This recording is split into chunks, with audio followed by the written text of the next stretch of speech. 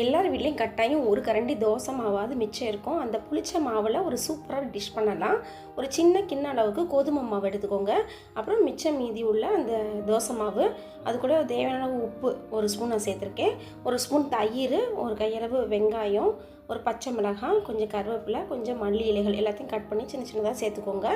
உங்களுக்கு வேணால் இஞ்சி, சீரகம் அதெல்லாம் கூட சேர்த்துக்கோங்க. கொஞ்சமாக 1/4 ஸ்பூன் காயும், ஒரே ஒரு பிஞ்ச் மட்டும் ஆப்பச்சோடா, பேக்கிங் சோடா சேர்த்துக்கோங்க. நான் கொஞ்சம் காரம் கம்மியாக இருக்கும்னு சொல்லிவிட்டு மிளகாய் தூளும் சேர்த்துருக்கேன், ஒரு 1/2 ஸ்பூன் போல்.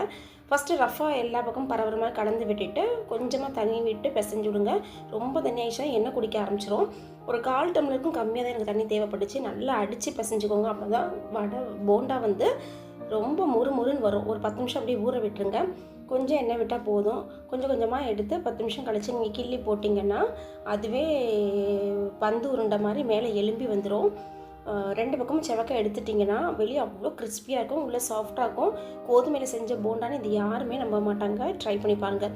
ஈவினிங் வந்து டீயோடு சேர்த்து சாப்பிட்றதுக்கு இந்த மழைக்காலங்களில் அவ்வளோ அட்டகாசமாக இருக்கும். ட்ரை பண்ணி பாருங்கள். இந்த வீடியோ பிடிச்சா உங்கள் சேனல் சப்ஸ்கிரைப் பண்ணுங்கள், லைக் பண்ணுங்கள், ஷேர் பண்ணுங்கள். எங்கள் வீட்டு கைப்பக்குவம் உங்கள் வீட்டிலும் கமகமக்கட்டும்.